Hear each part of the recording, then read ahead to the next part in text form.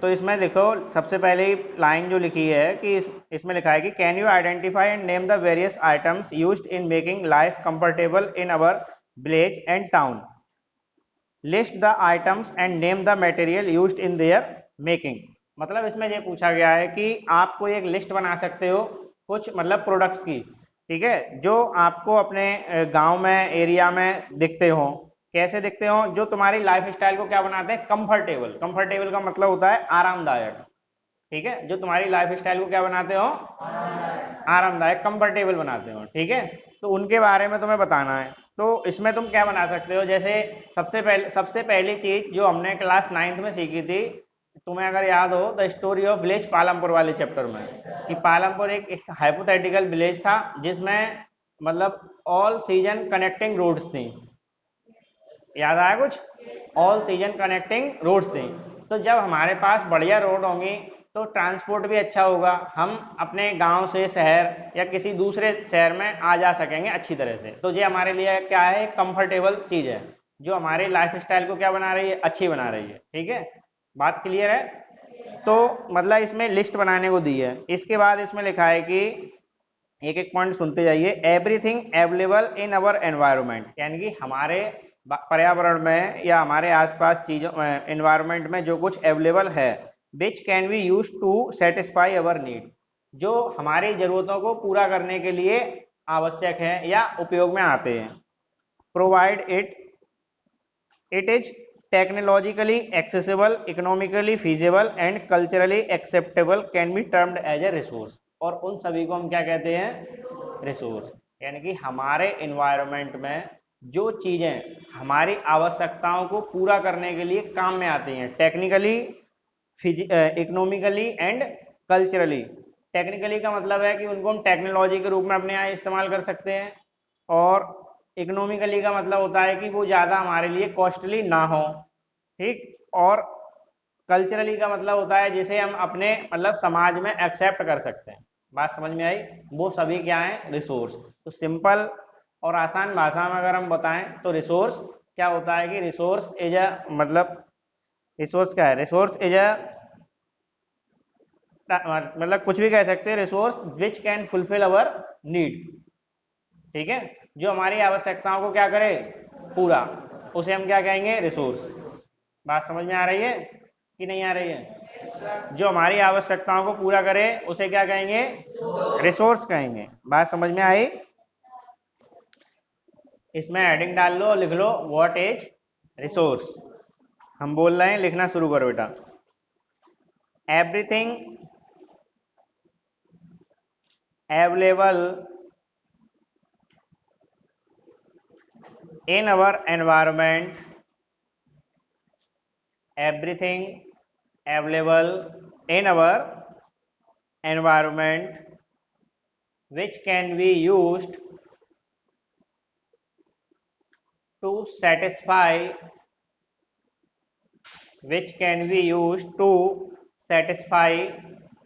our needs, which can be used to types of resource. डालिए heading types of resource. और book में ये एक फ्लो चार्ट बना है, वो देख सकते हो तुम, अच्छे से उसमें समझाया गया है। टाइप्स ऑफ रिसोर्स डाल दिए हेडिंग। नंबर 1 लिखो नेचुरल, और नंबर 2 ह्यूमन मेड।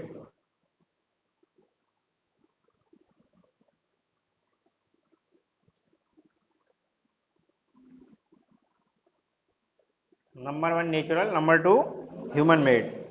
अब जैसे बेटा नेचुरल रिसोर्स जो होते हैं, अब लिखना नहीं, सुनते जाओ। नेचुरल रिसोर्स जो होते हैं जैसे एयर है, वाटर है, सॉइल है, ठीक है, जमीन है, ये सब क्या है? नेचुरल रिसोर्स है, ठीक है, जिसको तुमने बनाया नहीं था। जब तुम आए थे इस अर्थ पे तो पहले से ये तुम्हारे लिए अवेलेबल था। बात समझ में आई? पेट्रोल है, डीजल है, ये सब कैसे है? नेचुरल रिसोर्स में आते हैं। क्लियर है? सनलाइट है, ये सब कैसे है? नेचुरल रिसोर्स के अंदर है। अब नेचुरल रिसोर्स को भी दो पार्ट में क्लासिफाई किया गया है। कुछ ऐसे नेचुरल रिसोर्स हैं जिनको तुम मतलब खत्म मतलब जो मतलब फिनिश हो जाएंगे, फिर भी तुम उन्हें बना लोगे एक लिमिटेड टाइम पीरियड के अंदर, ठीक। और कुछ ऐसे नेचुरल रिसोर्स हैं जिनको तुम लाखों करोड़ों सालों में भी नहीं बना पाओगे, ठीक, जैसे पेट्रोल डीजल। ठीक है, बात समझ में आई कि नहीं आई? अब सनलाइट है, सनलाइट से क्या है, सोलर का यूज करते हैं, बैटरी डिस्चार्ज हो जाए, फिर से दूसरे दिन सन निकलेगा, बैटरी चार्ज हो जाएगी। तो ये कैसे हैं? रिन्यूएबल है, यानी कि ऐसे रिसोर्स जो एक लिमिटेड टाइम पीरियड में फिर से चार्ज हो जाएं तो उन्हें कहते हैं रिन्यूएबल रिसोर्स। और कुछ ऐसे रिसोर्स जो समय बहुत लग जाए उनमें, मतलब करोड़ों करोड़ों साल लग जाए, तो उन्हें हम क्या कहेंगे? Non renewable resource. बात समझ में आई? लिखना नहीं है, बस समझते जाओ। जो रिन्यूएबल नॉन रिन्यूएबल होते हैं वो रिसाइकल भी हो जाएंगे, और कुछ ऐसे नॉन रिसाइकल होते हैं, मतलब आगे फिर और भी तुम्हें चीज़ें मिलती जाएंगी। तो ये फ्लो चार्ट दे रखा है, अगर हो सके तो तुम फ्लो चार्ट बना लेना बाद में। तो तुमने यहाँ देख लिया कि रिसोर्स क्या होते हैं, डेवलपमेंट और रिसोर्स में क्या डिफरेंस है। डेवलपमेंट मतलब हम कुछ चीज़ें सोचते हैं कि इसका स्ट्रक्चर ऐसा होना चाहिए, और उसका स्ट्रक्चर ऐसा बनाने के लिए जो चीज़ें चाहिए उन्हें हम कहते हैं रिसोर्स। ठीक, रिसोर्स के टाइप देख लिए तुमने, टू टाइप्स होते हैं, नेचुरल और ह्यूमन मेड। ठीक है, और तीसरा भी अगर तुम मतलब छोटी क्लासों में पढ़ाया जाता है कि तीसरा रिसोर्स जो होता है वो ह्यूमन रिसोर्स खुद होता है अपने आप में। चैप्टर भी तुम्हारा 9th क्लास में तो पढ़ के आए हो, peoples as a resource. Peoples as a resource 9th class में सेकंड चैप्टर पढ़ा इकोनॉमिक्स का, पीपल्स एज ए रिसोर्स। तो मतलब तीन, कभी कभी तुम्हें तीन टाइप लिख देता है वो, नेचुरल, ह्यूमन और ह्यूमन मेड। ठीक है, इस तरीके से। तो तुमने यहाँ पे कुछ जो बातें हमने बताई वो तुम्हें समझ में आई कि नहीं आई? क्या क्या समझ में आया? अब तो हमें थोड़ा रिपीट कर दो एक। अब इसमें नेक्स्ट हेडिंग डालो बेटा, classification of resource. Classification of resource, चार टाइप में इनको क्लासिफाई किया गया है। क्लासिफिकेशन ऑफ रिसोर्स, हेडिंग पड़ गई? पड़ गई? लिखो, पहला पॉइंट लिखिए, on the basis of, on the basis of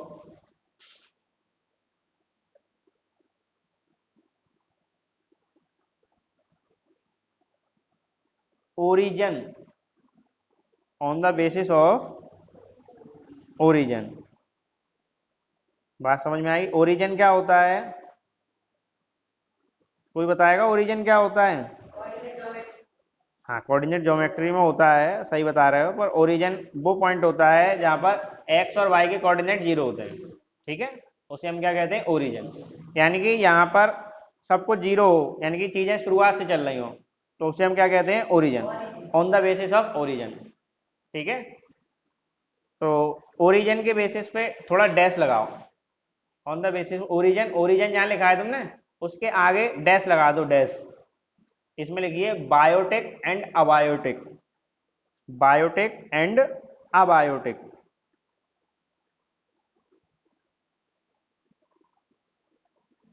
लिख दिया?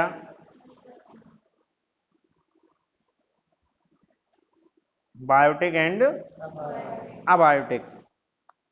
सेकंड पॉइंट लिखेंगे, on the basis of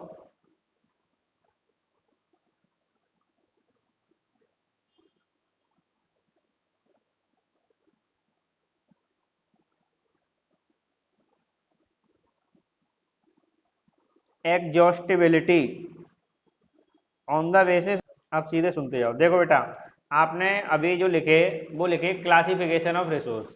classification का मतलब होता है कि रिसोर्स को इतने पार्ट में डिवाइड किया जा सकता है या बांटा जा सकता है। तो सबसे पहले आपने लिखा था on the basis of origin, यानी कि रिसोर्स को जो हम पढ़ेंगे ओरिजिन के बेस पे पढ़ेंगे। किस बेस पे पढ़ेंगे?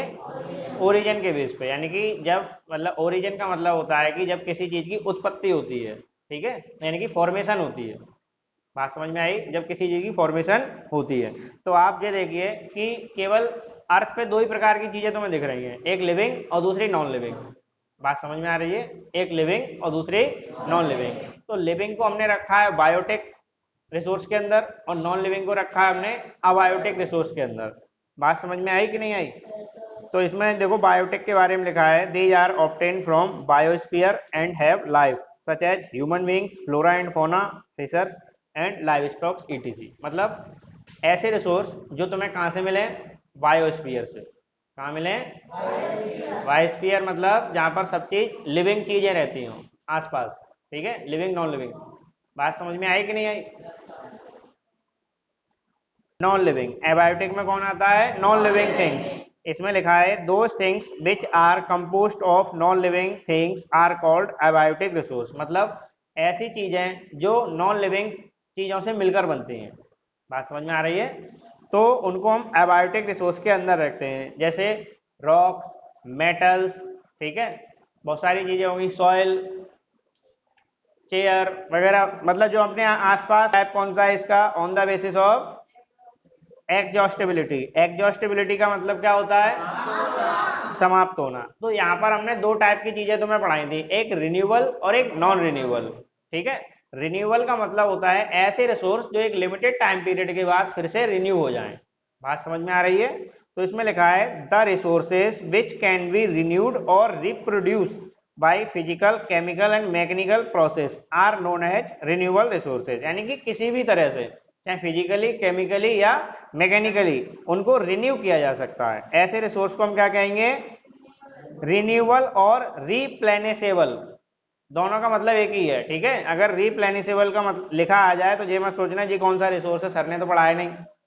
ठीक है, रिन्यूएबल और रिप्लेनिशेबल resource.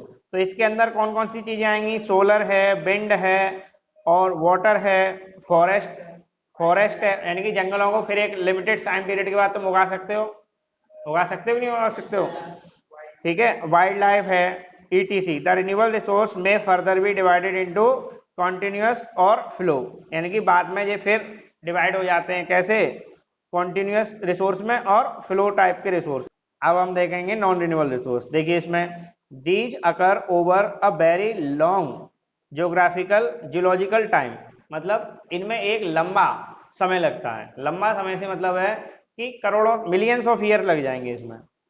Minerals and fossil fuels are example of such resource. यानी कि नॉन रिन्यूएबल के अंदर कौन आते हैं? Mineral and fossil fuel. समझ में आई बात? कौन आते हैं? Minerals and fossil fuels. These resources take millions of year in their formation. मतलब इन रिसोर्स को बनने में कितने समय लग जाता है? Millions of year. ठीक है, some of the resources like metals are recyclable and some like fossil fuel can not be recycle and get exhausted with their use. मतलब ये हुआ कि मेटल जैसे रिसोर्स है, मेटल है, मेटल एक दिन में तो नहीं बनेगा, ना एक महीने में बनेगा, ना 10-20 साल में बनेगा, उसको भी मिलियंस ऑफ ईयर चाहिए। तो पहले तो बात यह है कि जो मेटल है वो किसके अंदर आएगा? नॉन रिन्यूएबल के अंदर आएगा। और नॉन रिन्यूएबल के अंदर भी बेटा जो रिसोर्स है वो दो पार्ट में बटा हुआ है। कौन से पार्ट में? एक जो कि जो रिसाइकल हो जाए। कैसा हो जाए? रिसाइकल हो जाए। और दूसरा जो रिसाइकल ना हो। जैसे हम तुम्हारे पास दो उदाहरण देते हैं, एक लोहे का रॉड है, ठीक है, एक लोहे की क्या है? रॉड है, ठीक, और एक लकड़ी है। बात समझ में आ रही है? दोनों को तुम हीट करो तो लोहे को हीट होने में बहुत ज़्यादा टेम्परेचर चाहिए, लगभग 1500 डिग्री सेल्सियस के आसपास चाहिए। ठीक है, केमिस्ट्री में तुमने पढ़ा भी है 9th क्लास में अगर याद हो तो। ठीक है, 1500 डिग्री के समथिंग उसमें क्या चाहिए? टेम्परेचर चाहिए। तो लोहा क्या हो जाएगा? मेल्ट हो जाएगा। मेल्ट हो जाएगा। अगर 1500 डिग्री सेल्सियस पे हमने वो लकड़ी डाल दी तो उसका क्या होगा? वो तुम्हें ढूंढ के भी नहीं मिलेगी, कहाँ गई? बात समझ में आई कि नहीं आई? तो वो क्या हो गया? एकदम एग्जॉस्ट, उसका नाम और निशान खत्म हो गया। समझ में आ रही बात? और लोहा क्या होगा कि जो सॉलिड स्टेट में कुछ ही शेप ले, पहले जिसकी कोई शेप होगी, अब वो शेप खत्म हो गए, वो लिक्विड स्टेट में आ गया। किस स्टेट में आ गया? तो हम अगर फिर से उसे किसी दूसरे शेप में अगर बना दें तो बनेगा तो लोहा, आयरन ही रहेगा। बात समझ में आई? ऐसे रिसोर्स को क्या कहेंगे? रिसाइकलेबल। यानी कि एग्जॉस्टेबल हैं, खत्म हो जाएंगे, पर बार बार इनको रिसाइकल। और जो कुछ ऐसे रिसोर्स हैं जैसे कोयला है, लकड़ी है, पेट्रोल डीजल है, ये एक बार यूज किया तो दोबारा खत्म ही है। समझ में आई बात कि नहीं आई? क्लियर है? ठीक। अब हम थर्ड टाइप देखेंगे बेटा, on the basis of ownership. Ownership का मतलब जानते हो? ओनर का मतलब क्या होता है? मालिक। ठीक है, अब ओनरशिप में तुमने चार टाइप लिखे तुमने, इंडिविजुअल, कम्युनिटी और नेशनल एंड इंटरनेशनल। इंडिविजुअल का मतलब होता है कि जैसे जिस हॉल में तुम लोग पढ़ रहे हो, ठीक है, अब यहाँ कोचिंग मतलब हम ही तो पढ़ा सकते हैं, कोई दूसरा तो नहीं आया पढ़ाने। तो ये हॉल इंडिविजुअली हमारा है, ठीक है, यानी कि ये रिसोर्स पढ़ाई के लिए हम इस्तेमाल कर रहे हैं, जिसका उपयोग केवल हम कर सकते हैं। बात समझ में आई? कोई दूसरा टीचर नहीं कर सकता बिना हमारी परमिशन के। बात समझ में आ रही है? बिना हमारी परमिशन के। तो ऐसे रिसोर्स जिस पर केवल और केवल एक व्यक्ति का मतलब हक है, ठीक है, ऐसे रिसोर्स को हम कहते हैं इंडिविजुअल रिसोर्स। क्या कहते हैं? इसमें लिखा है these are also owned privately by individuals. Many farmers own land which is allotted to them by government against the payment of revenue. मतलब जैसे तुम कोई प्लॉट खरीदते हो, तुमने कोई खेत खरीदा, तो किसी व्यक्ति ने तुम्हारे लिए क्या किया, मतलब तुम्हारे नाम में वो खेत कर दिया। अब वो कितना हो गया? तुम्हारा हो गया, ठीक है, जिसका तुमने सरकार को क्या दे दिया? रेवेन्यू दे दिया। ठीक है, स्टाम्प पेपर वगैरह ये सब चीजें होती हैं जिसपे लिखा जाता है, रेवेन्यू दे दिया। In villages there are people with land ownership but there are many who are landless. Urban people own plot, house and other property. Plantation, pleasure lands, ponds, water in well, etc. are some of example of resource owned by individual.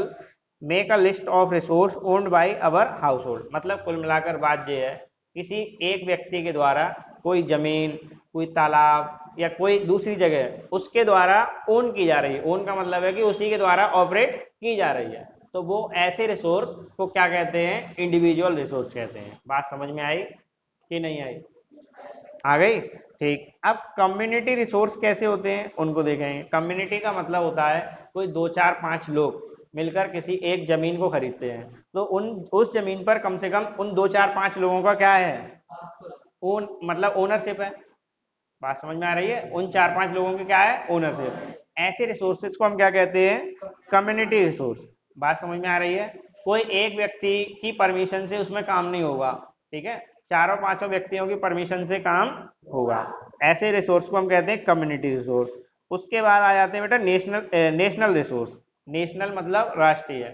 अब जैसे हमारे, तुमने newspaper वगैरह में देखा होगा, जो कुछ मतलब हमारे और तुम्हारे पास है वो सब देश के अंदर है, तो वो किसका रिसोर्स हो गया?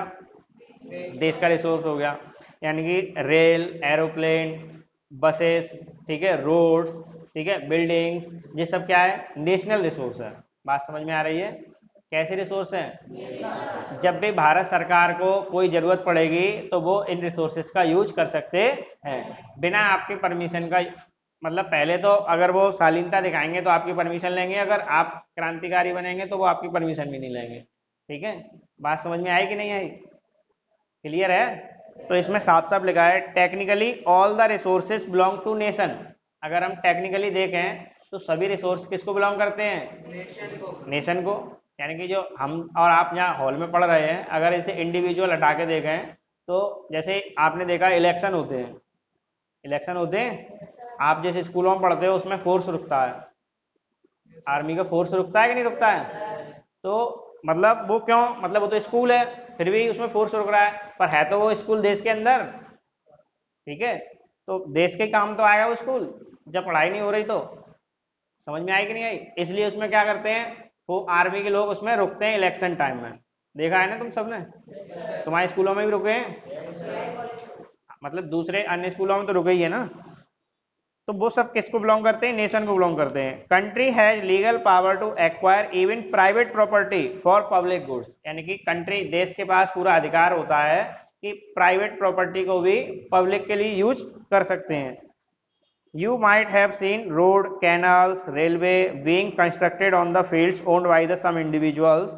Urban development authorities get empowered by the government to acquire land, all the minerals, water resource, forest, wildlife and land within the political boundaries and ocean area up to 12 nautical miles for the coast term as a territorial water resource within belongs to the nation.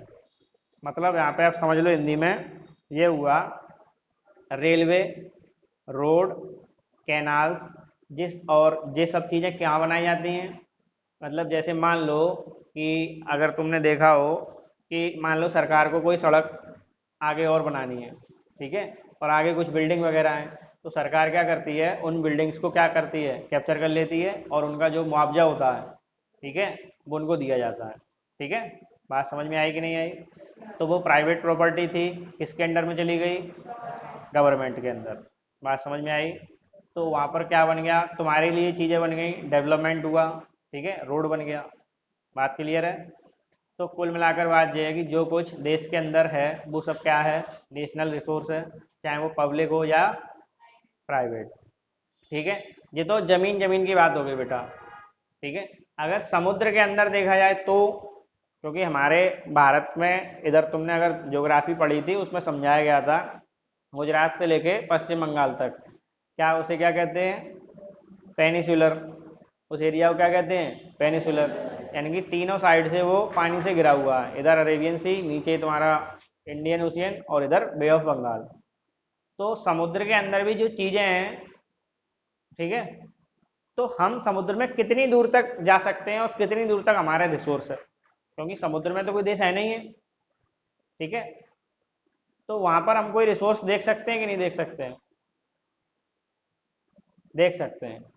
12 nautical मील का मतलब होता है 22.2 kilometre तक, यानी कि हमारी जहाँ से एरिया शुरू होती है समुद्र का, ठीक है, वहाँ से 22.2 किलोमीटर तक का एरिया हमारा एरिया है, चाहे हम उसमें कुछ भी करें।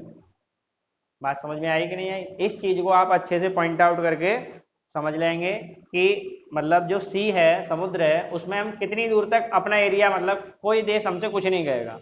बस जैसे अगर देखा जाए तो इधर नीचे अगर तुम देखोगे तो एक साइड में इंडिया है, दूसरी साइड में श्रीलंका है कि नहीं है? ठीक, तो अब तुम बिल्कुल चले जाओ श्रीलंका के पास तक, वहाँ पे खुदाई करनी है कोई, तुम कहोगे हमें इसमें पेट्रोल ढूंढना है, ठीक है, ऐसा थोड़ी नहीं कि श्रीलंका के पास तक तुम जाके गड्ढा खोदते रहोगे। कहाँ तक? केवल और केवल 22.2 किलोमीटर तक। बात समझ में आई कि नहीं आई? तो वो नेशनल रिसोर्स है। 22.2 किलोमीटर से ऊपर जाओगे तो वो इंटरनेशनल रिसोर्स है। ठीक है, तो तुम्हें किसकी परमिशन लेनी पड़ेगी? इंटरनेशनल ऑर्गेनाइजेशंस हैं या कुछ देश जो तुम्हारे अड़ोसी पड़ोसी हैं, ठीक है, उनकी परमिशन लेनी पड़ेगी। अगर वो ना कर देंगे, मना कर देंगे, तो तुम्हें काम रोकना पड़ेगा। अगर वो हाँ कर देंगे तो तुम्हें काम जारी रखना है। समझ में आई? तो मतलब हमारा नेशनल रिसोर्स समुद्र में कहाँ तक है? 12 और 22.2 किलोमीटर तक, जिसको हम मतलब समुद्र की भाषा में बोलते हैं 12 नॉटिकल मील। 12 नॉटिकल मील। इसके बाद है बेटा इंटरनेशनल रिसोर्स। International resource